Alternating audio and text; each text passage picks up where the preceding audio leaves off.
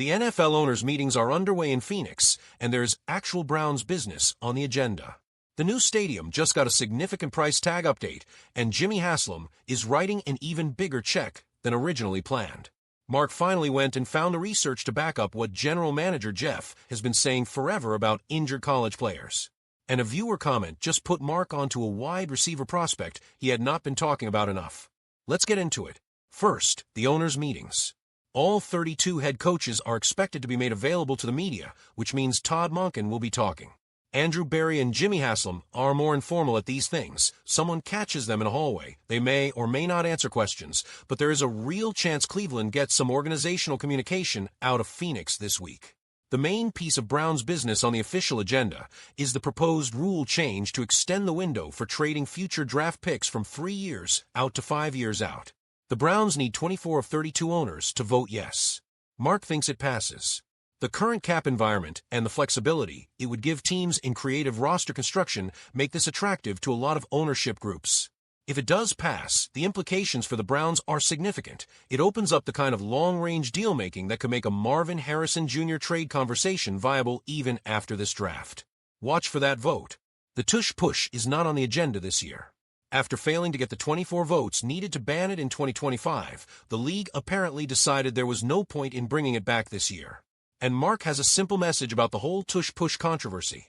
If you cannot stop it, figure out how to run it just as well. The Eagles have perfected a play that is within the rules and converts at an extraordinary rate. Teams that complain about it being too effective or too dangerous, those complaints are sour grapes. The player safety argument has not materialized in any meaningful way on film. Figure out a way to run it, or figure out a way to defend it. That is how football works. No tush-push talk at the meetings. Moving on. The new stadium in Brook Park got a significant update this week. The total cost estimate is now $2.6 billion, up more than $200 million from the original $2.4 billion projection. The Haslam Group ownership is covering 67.5% of the total, that is roughly $1.755 billion, up from what was originally discussed as a closer to 50-50 split. Jimmy Haslam is writing a bigger check than he planned, and he is writing it without hesitation, which tells you everything about how serious this project is to him. The remaining funding comes from a public component involving unclaimed funds, which is still working its way through some legal challenges, and approximately $245 million from Brook Park via local taxes.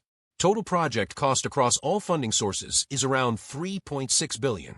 What you get for that number is a stadium with the closest upper deck seats to the field in the entire NFL, a glass roof, and a completely different game day experience than the current Lakefront Stadium. It opens in 2029. By the time it opens, if everything goes as planned, the Browns will have several years of Shedeur Sanders-led football already built. The thought of a fully loaded Cleveland Browns team playing in that building when it opens, that is the vision the entire offseason is building toward. Now the research.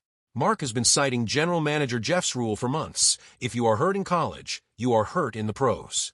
And Mark finally went and found the study to back it up with actual data. In 2017, a researcher named Justin Arner looked at 2,200 NFL combined participants, a substantial sample, and found that a history of certain injuries correlated with measurably worse professional outcomes. Performance metrics declined. Players with more extensive prior injury histories played in fewer games at the NFL level. And it was specifically tied to position-relevant injury sites, knees for wide receivers, ankles for skill players, shoulders for others. Subsequent research reinforced the pattern. Prior injuries to the same body part raise the risk of re-injury. Once a joint is compromised, the structural integrity is changed, and the probability of re-injuring it goes up. The research characterizes this as probabilistic, not deterministic, meaning it is not a guarantee, it is a probability. Teams still roll the dice on talented injured prospects, and sometimes it works.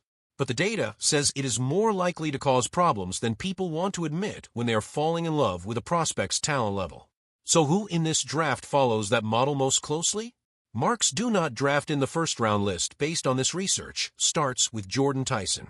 The Arizona State wide receiver has the most extensive and concerning college injury history of any prospect in this class. Torn ACL, PCL, and MCL, all three. In his freshman year, a broken collarbone, and now a hamstring that has been lingering so long he cannot do his pro day until April 17th, 1 week before the draft. That is a significant injury in almost every season of his college career. The hamstring alone would be a flag. The full pattern is disqualifying for a first-round pick.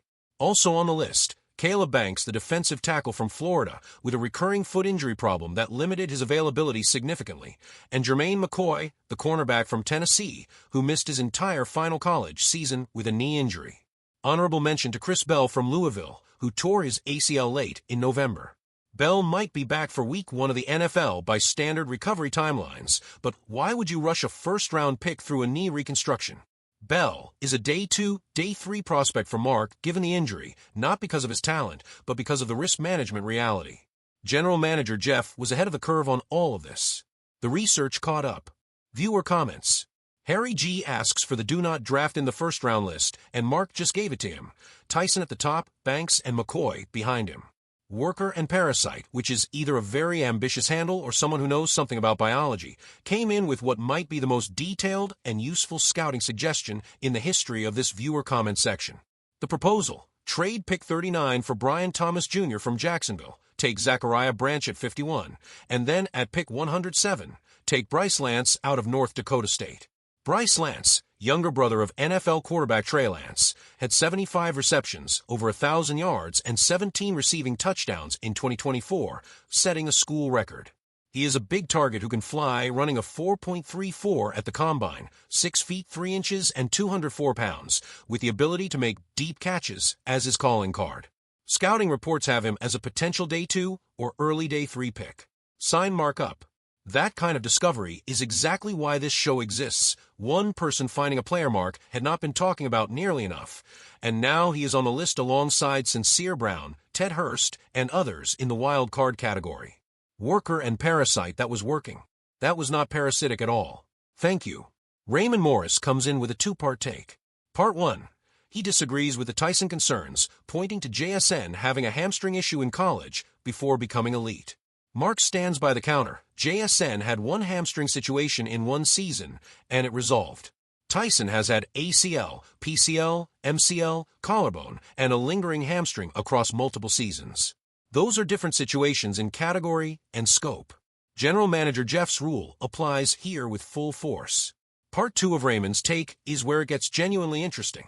He suggests the Browns might not land their true wide receiver one until 2027, when Jeremiah Smith comes out of Ohio State. And here is how Mark processes that idea. If Shedeur balls out this year, makes the playoffs, and the Browns keep building, the Jerry Jeudy contract will be rounding third by 2027. The roster will have another year of development, and if Andrew Berry can work his magic to move up and secure a spot to take Jeremiah Smith at whatever pick that requires, the combination of Jeremiah Smith and whoever the Browns drafted this year as a legitimate receiver too would be a generational offensive tandem. It would not require trading Myles Garrett. It would require the Browns having a successful 2026 season that builds draft capital and creates options. The best-case scenario plays out like this. Shedeur leads Cleveland to the playoffs in 2026. The Browns keep their picks by winning, build toward 2027 with purpose, and then add Jeremiah Smith to a team that already has a developed quarterback and an established offensive system. That is not crazy. That is the Chicago Bears model taken one step further. Raymond Morris, the second half of that take is excellent. And Full Court Hooper closes out by calling this the best channel for Browns updates, and Mark appreciates that genuinely. Actual and factual, hint of infotainment, glass half full. That is the mission every single day. Keep watching Phoenix. Trades happen at owners' meetings. Something could break this week. Go Browns.